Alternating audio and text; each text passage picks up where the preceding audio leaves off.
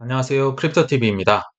오늘은 최근에 코인 불장의 시기가 앞당겨질 거라는 다수 전문가들이 등장하고 있어서 그 부분에 대한 제 생각을 나눠보고자 합니다.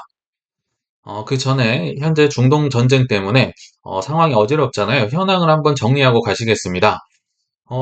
사실 중동에서 전쟁이 일어났는데 주요 피해자는 알트코인인 것 같아요. 알트코인만 유독 많이 이제 하락했던 그냥 약간은 특이했던 장면이 연출이 됐었고요. 그리고 또 하나, 비트코인은 웬만한 위험에 대한 해지 수단이라고 하면서 비트코인마저도 떨어졌었죠. 그래서 이게 실패한 것이냐, 뭐 이런 거에 대한 제 생각을 좀 나눠볼 텐데요. 자, 이스라엘과 이란이 전쟁을 일으켰기 때문에 이들의 주가 지수는 떨어지는 게 일반적이라고 보는 게 맞을 것 같죠. 그리고 뭐 5%, 10% 떨어져도 저는 괜찮다. 당연한 거다. 뭐 이런 생각이 들었는데요. 실제로 보니까 이스라엘의 35개의 대기업의 주가 지수를 이렇게 모아놓은 TA35라는 이스라엘 주가 지수가 있는데요. 이게 보합을 보이면서 시작을 했다고 합니다. 전쟁이 터졌는데요. 주가가 5%, 10% 떨어지긴커녕 플러스로 시작을 했다는 거죠. 참, 야, 이럴 수가 있나? 우리 알트코인은 완전 힘들게 해놨으면서 본인들은 끄떡없는 거 참 얄밉기도 하더라고요. 자, 전쟁이 시작됐는데 이스라엘의 주요 주가 지수는 보합세를 보이고 있다. 4월 14일 오후 늦게 이제 본 바에 따르면 전장 대비 이스라엘 지수가 0.01% 오른 채 거래되고 있다더라. 저도 계속 지켜봤는데요. 마이너스 1%를 넘어가지 않습니다. 마이너스 1% 즈으면 가면 다시 올라버리고 플러스였다가 마이너스였다가 살짝살짝 바뀌면서 정말 잘 버티고 있더라고요. 야, 참 알트코인만 굉장히 힘들게 됐다. 참 얄미운 생각이 들었었고요. 자, 두 번째. 비트코인은 각종 위험에 대한 뭐 전쟁, 인플레, 뭐 웬만한 거에 대한 해지라면서 왜 떨어졌을까? 근데 제가 이번에 관찰한 바에 따르면 비트코인은 꽤나 인상적인 해지 수단으로서 국제 무대에 거의 대비를 했다. 그것까지 평가를 해도 좋을 것 같습니다. 왜냐하면 굉장히 안 떨어졌었죠. 자, 이게 비트코인 차트인데요. 전쟁이라고 얘기 안 해주면 뭐 이게 하락이라고 전쟁 때문에 떨어졌다고 얘기나 할 수 있었을까? 거의 이건 이 하락폭은요. 그냥 3월 달에 그레이스케일이 매도 던져서 떨어졌을 때보다도 훨씬 잘 버텨주고 있었습니다. 저는 이게 비트코인 현물 ETF와 해지 수단의 힘이 아닌가 이런 생각이 들더라고요. 즉 수요가 너무 많아서요. 사실 예전처럼 많이 떨어졌어야 되는데 뭐 러시아 우크라이나 전쟁이나 여러 가지처럼요. 근데 비트코인만큼은 이제 밑에서 대기하고 있던 수요가 너무 많아서 알트코인은 그걸 이제 지키지 못했지만 비트코인은 굉장히 수요가 단단해서 안 떨어지더라를 제가 이번에 좀 봤던 것 같아요. 그러나 아까 말씀드렸지만 대부분의 알트코인들은 정말 많이 떨어졌었죠. 이게 같은 전쟁을 겪나 싶을 정도로 비트코인은 이런데요. 솔라나를 제가 가져와 봤는데 한때 30만 원이 넘었던 최고점을 기록했던 솔라나가 4월 14일경에는 20만 원까지 뚫리면서 굉장히 밑으로 많이 빠졌던 걸 경험을 할 수가 있었습니다. 자, 현황을 한번 정리를 해보면요. 이렇게 조정이 오면 저는 초반에는 보통 비트 이더 위주로 살려고 노력을 하거든요. 근데 이번은 조금 달랐습니다. 왜냐하면 비트 이더보다 곱하기 5에서 많으면 10배 이상 알트만 많이 빠져버리는 저도 그렇게 많이 봤던 이런 장면이 아니거든요. 전혀 예상을 못했습니다. 그러니까 비트랑 이더가 충분히 빠지지 않아서 싸지 않았기 때문에 알트만 폭락이 나왔기 때문에 이번에는 알트 제가 평소에 잘 봐왔던 우선순위의 메이저 알트코인들을 살려고 대기를 했었고요. 물론 알트는 위험할 수 있다고 말씀드렸죠. 그래서 당장 내일 반토막이 나도 괜찮다. 나는 믿음이 있다. 이런 알트코인을 이제 매수를 하기 시작을 했습니다. 그 코인들이 어떤 거였냐? 이제 크게 세 단위로 좀 제가 분류를 해봤는데요. 첫 번째 분류는 에이다, 폴리곤, 폴카닷 정도였습니다. 특징이 있습니다. 왜 이 친구들을 샀느냐? 큰 이유가 없습니다. 에이다랑 폴리곤은 업비트에 스테이킹이 됐기 때문에 이자도 받고 또 변동성 이렇게 떨어지면 사실 그렇게 보기 싫잖아요. 막 한참 플러스였던 게 플러스가 완전 줄어버렸거나 심지어 마이너스까지도 가버리는 코인들이 생기기 때문에 그냥 사서 정말 이게 사질 줄 몰랐거든요. 아래로 걸어놨던 게 사지더라고요. 사고 그냥 스테이킹 맡겨서 에이 안 봐. 이거 보면 괜히 속쓰리잖아요. 그래서 에이다랑 폴리곤을 샀고요. 폴카닷도 비슷합니다. 뭐 빗썸이나 코인원에서는 뭐 갖고 있으면 이자 주는 이런 시스템이 있다고 하는데 저는 코인원을 가끔 쓰거든요. 폴카닷 이자 한 3%, 4% 주기 때문에 그냥 메이저 코인 중에서 요 세 개 위주로 좀 샀습니다. 두 번째 부류는 사고 싶었지만 가격이 떨어지지 않아서 많이 못 샀던 분류입니다. RWA 대장이라고 해서 온도 코인 사고 싶었는데 너무 비쌌잖아요. 그래서 기다리고 기다리다가 결국 이 코인도 이제 코인원에 있어서 조금 샀었고요. 아발란체도 뭐 비슷한 이유입니다. 사실 돈이 한계가 있기 때문에 다 못 사잖아요. 솔라나랑 아발란체 저는 둘 다 좋게 생각은 했지만 솔라나는 업비트에 스테이킹이 됐었고 아발란체는 안 됐다. 단지 그 차이 때문에 저는 솔라나를 뭐 예전에 좀 샀었는데 그러니까 아발란체가 부족한 거예요. 있긴 있지만 그래서 이번 기회에 조금 더 샀었다. 그리고 이제 세 번째 부류는 어떤 부류냐? 이거는 현금으로 산 게 아닙니다. 그냥 업비트에 BTC 마켓에 이제 들고 있는 비트코인이 있어서 그 역시 비트코인 뭐 갖고 놀리면 뭐하냐 해서 정말 이 가격은 안 오겠지 하고 밑에 막 걸어놨거든요. 잊고 지냈는데 이런 게 막 사지기 시작하는 거죠. 그러니까 저도 이제 좀 깜짝 놀랐는데요. 그래서 랜더 코인이랑 엑셀라는 비트코인의 BTC 마켓에 있기 때문에 이제 사줬습니다. 근데 야, 엑셀라는 정말 많이 떨어지더라고요. 지금 마이너스가 점점 커졌는데 뭐 크게 저는 걱정하지 않습니다. 제가 뭐 믿음을 갖고 있는 코인들만 샀기 때문에 저는 이렇게 샀었는데 뭐 여러분들도 여력이 되는 대로 조금 사셨으면 좋았겠다는 생각이 들었고요. 그럼 어떻게 사느냐? 뭐 돈이 없는데 다 떨어졌는데 이렇게 또 생각을 할 수가 있겠잖아요. 그래서 저는 이제 평소에 현금을 한 10% 정도는 남겨두려고 부지런히 노력을 합니다. 어떻게든 뭐 알트코인을 사든 뭘 해서 없어지면 채워 넣으려고 하거든요. 이게 이제 본인만의 뭐 노하우가 있으실 텐데 제 거를 좀 몇 개만 소개를 해드리면 아까 방금 말씀드렸죠. 첫 번째는 놀고 있는 비트코인으로 이렇게 걸어놨는데 이게 사진다는 거죠. 이거는 저는 사실 비트코인은 거의 현금처럼 생각을 하는 경향이 있는데 지금 현금이 쓰여졌다. 뭐 놀고 있었으니까요. 뭐 이더리움은 이자라도 주는데 비트코인은 이런 거라도 해야 되지 않을까. 그리고 두 번째는 이것도 예전에 말씀드렸지만 혼자만 파티하는 코인들이 있죠. 최근에 홍콩 ETF로 인해서 네오나 비체인이나 뭐 트론도 잘 버텼고요. 이런 중국 코인들이 짱짱하게 버티는데 다른 코인들만 와르르 무너졌었죠. 그러면 이거는 저는 뭐 기회가 될 거란 생각이 들어서 비체인을 좀 들고 있었기 때문에 비중을 조금씩 덜어내는 거죠. 왜냐하면 이 친구만 올라가니까 다른 친구들은 다 추풍낙엽이고 그래서 비체인으로 인해서 현금을 조금은 확보해서 이제 다른 코인들을 사는 데 쓸 수 있다. 다 이게 정답이 아닙니다. 제 개인적인 생각들이고요. 또 하나, 해지 자산을 매도했다. 그러니까 전혀 다른 유의 자산인 거죠. 예를 들면 지금 금값만 올라가고 있잖아요. 마치 뭐 혼자만 파티랑 약간은 비슷한데 금은 올라가는데 다른 건 다 떨어진다. 그러면 금을 조금 매도를 뭐 들고 계시다면 고려할 수 있지 않을까. 그리고 최근에 뭐 뉴스 보셨겠지만 쿠팡에서 회원십을 뭐 4,900원인가에서 7,900원까지 올려서 정말 뭐 국내 뉴스 계속 욕이 나오고 네티즌들이 항의를 하고 뭐 화가 나 있는데 의외로 나스닥 이제 장이 열리니까 쿠팡만 11% 올라 버리더라고요. 다른 뭐 주식들 다 떨어지는데 그러면 이것도 약간은 뭐 다른 자산이면서 혼자만 파티라고 있잖아요. 이런 것들을 좀 팔아서 뭐 현금이 확보가 된다면 뭐 다 팔면 안 되겠지만요. 뭐 이런 염가에 저가의 좋은 코인들을 살 수 있지 않을까. 물론 역시 정답이 아닙니다.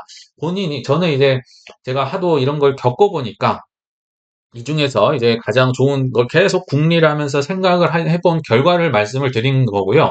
본인들이 이제 본인에 맞는 것을 잘 파악을 해서 현금을 뭐 10% 정도라도 계속 유지할 수 있는 나만의 경험. 왜냐하면 위기가 이렇게 나에게 직접 닥쳐야 움직이기 시작하거든요. 그래서 나의 매매원칙을 정립할 수 있는 좋은 또 경험이나 계기가 되지 않을까 생각이 들었습니다. 자, 이제 본론으로 한번 들어가 보겠습니다. 이거 얘기 드리려고 했던 거죠. 이번 불장이 앞당겨질 거라는 전문가들 뿐만 아니라요. 저희 뭐, 그 구독자님들도 그렇고, 그냥 대세가 다 이렇습니다. 전 세계적으로. 이번 불장은 당겨졌어. 뭐 24년 말에서 25년 초가 될 거야. 여러분들도 많이 이렇게 생각을 하시잖아요. 이 부분에 대한 이제 제 생각을 한번 나눠보기에 앞서서 전문가들을 좀 저보다 훨씬 뛰어난 분들 의견을 소개를 드리겠습니다.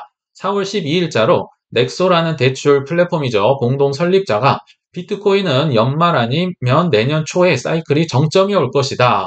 뭐 비슷한 얘기를 하고 있죠. 정점은 올해 연말 또는 내년 초가 될 수 있다. 그러면서 이제 그들의 주장은 약간은 일관됩니다. 자, ETF 승인이 됐기 때문에 이번 강세 사이클은 과거보다 일찍 시작됐다. 사이클은 보다 짧고 폭발적이다. 특히 반감기 전에 신고가를 경신했다. 이게 이제 앵무새처럼 반복이 되는 레파토리입니다. 많이 들어보셨죠? 그리고 3월 29일자로도 한번 가보시면 이때는 이제 뭐 유명 암호화폐 애널리스트 벤자민 코엔이라고 꽤 유명한 분이거든요. 저도 종종 얘기를 하는데 주로 이제 하락을 많이 얘기했던 걸로 기억이 납니다. 이분조차도 비트코인 사이클의 정점이 내년 아닌 올해 4쿼터, 4분기에 올 가능성이 높다고 얘기를 합니다. 그 이유로는 이제 금리 인하, 페드의 금리 인하로 비트코인 가격 정점이 이전보다 빨리 올 수 있다. 물론 이제 애매하게 좀 얘기를 해놓은 것도 있어요. 금리 인하 이후에 시장이 조정을 받으면 비트코인은 25년에 사이클 피크를 찍을 것으로 보인다. 그러나 조정이 발생하지 않는다면 이게 굉장히 애매한 거죠. 몇 퍼센트를 조정이라고 하는지 모르겠지만 아무튼 조정이 발생하지 않으면 24년 4분기 10월에서 12월에 피크를 찍을 것이다. 사실 이 그래도 후자에 좀 힘을 줘서 얘기를 한 전망이 아닌가 생각이 듭니다. 이분들뿐만 아닙니다. 정말 대세입니다. 전문가들이 굉장히 많은데요.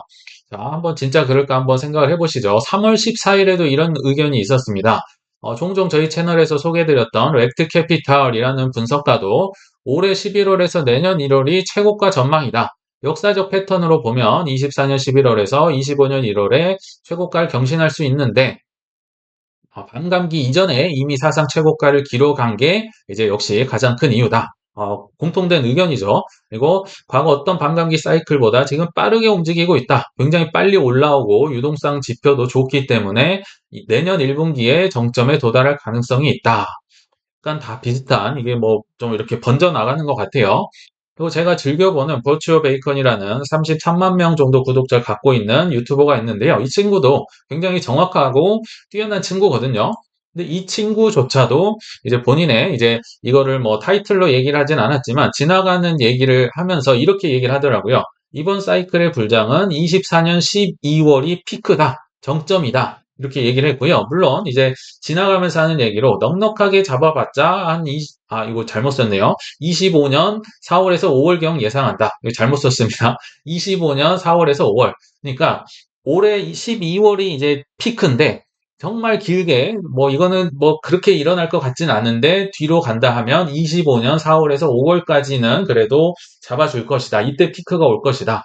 야, 그래도 이분은 조금 정확하게 제가 생각을 했던 분인데 이렇게 날고 기는 전문가들이요. 다 이렇게 예상을 합니다. 그러면 그렇다고 받아들여야 될까요? 아니면 내 생각을 한번 해봐야 될까요? 당연히 진짜 그럴지 안 그럴지 본인이 한번 이분들이라고 다 맞출 수 있는 게 아니에요. 그래서 제가 생각한 결과를 일단 소개를 해드릴 텐데요. 그 전에 앞서서 제 기본적인 생각은 변하지 않았습니다. 예전에도 몇 번 소개드렸지만 기본적인 출구 전략, 불장 때 이제 뛰쳐나가는 전략은 넉넉하게 24년 말에서 뭐 25년 하반기 넉넉하게 보셔야겠죠. 왜냐하면 언제 올지 예상은 할 수 없기 때문에요. 반감기 예전에 그 사이클로만 보면 25년 하반기가 맞지만 모르는 거죠. 그래서 일단 넉넉하게 본 상황에서 여기 보시면 비트코인과 이더리움의 목표 가격으로 탈출 시기를 가늠한다. 이게 제가 생각할 때는 일단 기본적인 생각입니다. 비트랑 이더 가격입니다. 예를 들면 비트가 뭐 2억 정도, 이더리움이 2천만 원 정도, 뭐 내외니까 딱 맞아 떨어지질 않을 거예요. 근데 이 정도 오면 적어도 알트코인이 그로부터 뭐 한 달 정도 후에 피크를 찍는 경향이 있기 때문에 슬슬 탈출을 계획하자. 그게 24년 말에 올 수도 있고 25년 말에 올 수도 있겠죠. 근데 주목할 건 알트코인의 목표 가격이 아닙니다. 제가 이거를 예전에 해보니까 알트코인은요, 목표 가격을 예측하기가 너무 어렵습니다. 정말 뭐 광기를 예상할 수 없듯이 이거는 정말 불가능하다. 그래서 비트 이더를 가지고 가늠을 하는 게 좋겠다는 이제 기본 마인드를 가지고 제 생각을 좀 들어주시면 좋을 것 같고요. 제 생각과 제 경험상 다수 의견이 지배적일수록 지배가 되고 보편적이 된다면 그 예상은 실현되기 어렵다. 저는 이게 제 경험상 진리에 가깝다고 생각을 합니다. 근데 제가 얘기를 하면 신빙성이 떨어질 수 있기 때문에 그 시골 의사로 유명한 분의 이제 글을 좀 제가 가져와 봤는데요. 이런 책에서 이런 얘기를 했다고 합니다. 어, 일단 서론에서는 뭐 바둑은 아무리 열심히 배워도 이창호나 조훈현 최고 고수를 이길 수 없다는 걸 알면서도 주식시장에선 누구나 워런 버핏이 될 수 있다고 믿는다. 또는 뭐 제시 리버모어인가요? 이렇게 단타 잘 치시는 분들 이런 게 될 수 있다고 믿는다. 예전에 뭐 손흥민 그리고 뭐 임요한이라든지 최경주 선수 우리가 이길 수 없다. 저도 뭐 얘기를 드린 바 있는데요. 우리가 1년 동안 열심히 과외를 받고 뭐 호화 훈련을 받더라도 타고난 것도 있기 때문에요. 그분들을 이길 수가 없잖아요. 근데 왜 주식, 특히 코인 시장은 주식보다 더 어렵죠. 뭐 제도권도 아니었기 때문에. 근데 그런 분들을 이길 수 있다고 단타나 뭐 스윙이나 선물에 뛰어드는 건 굉장히 위험하다. 저도 뭐 이건 뭐 서론에서 좀 말씀드렸기 때문에 이 정도로 하고요. 이분이 얘기를 하시기로 주식 시장은 살아있는 유기체와 같아 끊임없이 변화하고 진화를 거듭한다. 저는 정말 뼈저리게 경험을 한 바 있습니다. 주식 시장도 그렇고요. 뭐 부동산 시장, 코인 시장 다 마찬가지입니다. 살아있는 유기체가 뭡니까? 이 방향이 맞더라도 슬쩍 피할 수 있습니다. 그리고 그러니까 예상을 할 수가 없다는 거죠. 근데 제가 좀 정리를 해보면 가장 그 당시에 지혜롭고 합리적으로 예상을 하는 사람들이 나타났다. 이런 정말 흠이 없는 예상, 의견이라고 하더라도요. 이게 대세가 되는 순간 이게 일어날 가능성이요. 확 줄어든다는 걸 저는 정말 수없이 경험을 했습니다. 그러니까 대세인지 아닌지가 더 중요하다. 지금 이 당시에 합리적이고 지혜롭다는 것보다는요. 왜 그럴까요? 제 경험상 그들이 돈을 버는데 굉장히 비효율적이기 때문에 그렇습니다. 그들이라면 이 판을 뭐 주식시장, 코인시장, 부동산 시장을 파는 뭐 채권 시장을 파는 세력들을 의미합니다. 자, 왜 그럴까요? 모두가 매도를 해놓은 다음에 하락을 예상하고 있습니까? 정말 하락이 나올까요? 또는 모두가 매수를 한 상태에서 더 가지와 상승을 예상하고 있습니다. 상승이 끝없이 이어질 수 있을까요? 아니요. 제 생각엔 세력들이 반대로 행동을 해줘야 돈을 버는데 훨씬 효율적이더라. 모두가 예상하는 방향으로 흘러갈 때는 세력들이 돈을 효율적으로 벌 수 없다. 제가 예를 몇 가지 들어보겠습니다. 자, 다수가 예측했던 정말 대세가 안 맞았던 제가 겪었던 예시를 최근 것들만 몇 개 가져와 봤습니다. 자, 21년도 6월, 7월 기억나시나요? 인플레는 일시적이라고 하면서 제롬 파월이 페드 의장이 나와서 이런 얘기를 했었죠. 지금까지도 회자되는 희대의 망언으로 등극을 했는데요. 그게 22년 7월 달, 그러니까 1년 후에도 또 한 번 구설수에 올랐다고 합니다. 바이든 대통령 역시 이 얘기를 했었는데 사실 제롬 파월이 먼저 했던 걸로 기억이 납니다. 그래서 21년도 뭐 한 7월경에 이 인플레는 일시적인 거야. 물가 잡힐 거야. 이렇게 제롬 파월이 얘기를 했었는데요. 불과 1년 뒤에 이제 1년 후 6월 달 CPI가 나왔는데 40년 만에 최고를 기록한 가운데 이 인플레는 일시적이란 말이 굉장히 소환되고 있다. 어, 굉장히 안 좋은 의미로 소환되고 있다는 얘기겠죠. 이들만 얘기한 게 아닙니다. IMF에서도 21년 8월쯤에 일시적인 인플레 때문에 긴축 정책으로 대응하지 말아라. 그냥 계속 풀어줘라. 막 고금리 막 가지 말아라. 이렇게 IMF가 권고를 했다는 거죠. 그리고 부끄럽지만 저도 이렇게 생각을 했었습니다. 당시의 분위기에 취해서요. 아, 그렇지. 당연히 물가 잡히고 말고 이건 일시적이니까 우리는 아직 갈 길이 멀어 하면서 가지야를 외쳤던 기억이 저도 생생히 납니다. 여러분도 아마 생각해 보시면 그때 당시 기억이 나실 거예요. 그 이유가 뭐냐? 제가 목표했던 알트코인의 목표 가격이 안 왔기 때문입니다. 그러니까 당연히 더 가야 되고요. 약간 객관적으로 생각을 할 수 없었던 것 같아요. 알트코인을 목표 가격으로 잡는 게 얼마나 어렵다는 걸 제가 이때 좀 경험을 했던 것 같고요. 그 결과가 어떻게 됐나요? 우리가 가지야를 외쳤던 결과 24년 3월에 앨런 재무장관이 이런 얘기를 합니다. 인플레가 일시적이라고 했던 거 발언을 후회한다.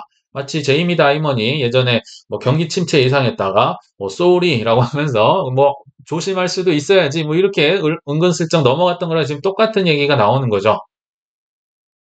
그 이후에 이렇게 수많은 이제 가지야를 외쳤던 이후에 22년도에 뭐 베이비 스텝, 빅 스텝, 자이언트 스텝 정말 듣도 보도 못한 단어들 뭐 자이언트 스텝이란 거 들어나 보셨나요? 정말 일생에 한번 들을까 말까 하는 어 급속도로 고금리로 올려버리는 바람에 22년도에 뭐 주식 시장, 코인 시장, 뭐 부동산 시장 다 폭락했던 거 아마 기억나실 겁니다. 모두가 예상했던 거 가지야라고 할 때는 이루어지지 않더라. 자, 한두 개만 더 예를 들어보겠습니다.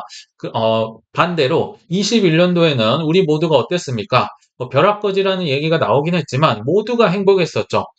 주식 올랐고, 뭐 부동산 폭등했고, 뭐 코인 뭐 더 난리도 아니었고요. 모두가 행복했었던 21년도가 끝난 직후에, 그러니까 21년도 말에서 22년 초에 모두가 이제 어떻게 22년 전망을 예상을 했을까요? 기억나실까요? 한번 기억을 더듬어 보시면, 그러니까 행복했던 다음에 경제 전망을 예측한 겁니다. 자, 22년도 1월 달인데요. 미국의 21년도 GDP가 무려 5.7% 성장을 했다고 합니다. 뭐 이거 뭐 신흥국도 아니고 미국이 5.7%면 엄청났던 거죠. 84년 이래 37년 만에 최대로 GDP가 올라왔다. 굉장했었죠. 이 분위기가 어땠는지 아마 기억나실 거예요. 그래서 22년 1월달 역시 1분기에 인플레가 정점이다. 이 말인즉슨 물가가 잡히고 2분기에는 다시 가즈아 투자 심리 개선 기대 미국 얘기를 하고 있는데 지금 키움증권에서 이런 전망을 했다고 합니다. 이들만 이랬던 게 아니죠. 자, 22년 또 1월 달입니다. 올해 전망, 22년 전망 예측하는데 글로벌 CEO들의 이제 올해 경제 성장이 전망이 10년 내 가장 낙관적이다. 최고로 가즈아를 외치고 있다. 제가 수치를 알아보니까요. 제가 뭐 지면상 못 가져왔지만 글로벌 CEO, 날고 기는 CEO들의 77%가 내년에 경기 좋아질 거야. 77%. 그리고 7% 정도만 올해랑 비슷할 거야. 15%만 이제 내년에 안 좋아질 거야. 굉장히 많은 분들이 가지야를 외쳤죠. 저 역시 비슷했습니다. 어, 여러분들 한번 기억해 보시면요. 21년도 말에 22년 가지야 아직 나는 주식도 많고요. 비트코인도 많고 부동산도 많이 들고 있었거든요. 그래서 이대로 끝나면 안 됐었죠. 너무 아쉬웠죠. 또 21년 10월, 11월에는 비트코인만 많이 올랐었지 알트코인들 별로 재미없었잖아요. 이대로 끝내선 안 된다.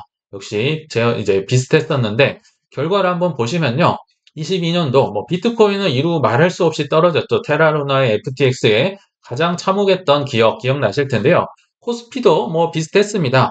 22년에서 23년도를 이렇게 구획을 나눠보면 뭐 신당에 떨어졌던 거 체험을 했을 거고요. 나스닥 역시 마찬가지입니다. 22년에서 23년도에 거의 뭐 한 번의 예외도 없이 쭉 떨어졌던 기억이 납니다. 자, 한 번만 더 예를 들어보겠습니다. 그러면 우리는 굉장히 우울하고 불행했던 최악의 22년을 보냈습니다.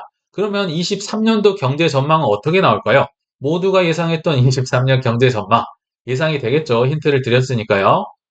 자, 이런 책이 등장을 합니다. Great Recession 2023년.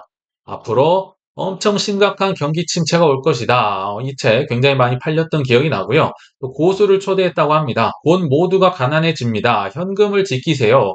역사상 처음 겪는 가난이 옵니다. 이 위기를 어떻게 대비해야 할까요? 23년도 1월 초에 있었던 얘기입니다. 심지어 사설에서는 23년도 1월 달에 공포에서 벗어나세요 하는 사설이 실립니다. 얼마나 공포가 심했을까요? 이거 역시 23년 1월입니다. 글로벌 CEO, 아까는 77%였는데 이번에 98%가 올해의 세계 경제 침체, 잿빛 전망 98% 몰표가 나왔습니다. 올해는 완전히 망할 것이야.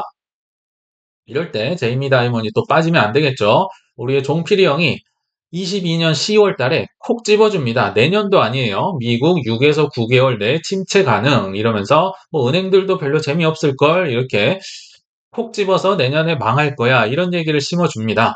자, 결과가 어떻게 됐을까요? 코스피 23년 내내 막 그렇게 드라마틱하게 오르진 않았지만 그래도 꽤나 회복을 했습니다. 근데 코스피는 워낙 뭐 좀 무겁기 때문에 그럴 수는 있겠지만 아무튼 상승했다. 나스닥은 뭐 기억나시겠지만 끊임없이 상승을 하면서 비트코인의 버금가게 많이 올랐던 기억이 납니다. 물론 비트코인도 23년도에 특히 후반부로 가면서 굉장히 많이 올랐었죠. 그리고 23년 3월 달에도 사실 뭐 실리콘밸리다, 시그니처 뱅크다 무너지면서 좀 폭등을 했던 기억이 남거든요. 결국은 예상과는 굉장히 다르게 가더라. 다수의 예상과 이런 생각이 제 경험상 정말 많이 겪었기 때문에 제 생각을 말씀드렸고요. 그래서 제가 한번 결론을 내려봤습니다. 기본적인 출구 전략은 각자 갖고 있으시되 다수와의 반대 방향을 항상 꼭 열어두자. 특히 전문가 포함입니다. 다수에는요. 제가 투자 시장에 있으면서 배웠던 것 중에 하나가 아무리 타당하고 지혜로운 당시의 의견이 있더라도 다수가 이걸 말하고 있다면 그 예상은 좀처럼 실현되지 않았다는 점입니다. 정말 유기체처럼 쓱 바뀌더라고요. 예를 들어서 24년도 하반기에 들어섰는데도 여전히 24년 말에서 25년 초에 정점이 온다는 예상이 주를 이루고 있다면은, 이거 조금은 조만간 하락이 올 수도 있거나, 혹은 25년 하반기까지 정점이 밀릴 수도 있다. 한번 예상을 해보라는 얘기겠죠. 그래서 이 주류의 의견을 멀리할 수 있는 힘과 근육이 길러져야만 그 근육이 나를 불장 때 탈출시켜 줄 수 있다는 점을 꼭 기억하시길 바라면서 이만 저는 물러갑니다. 시청 감사합니다.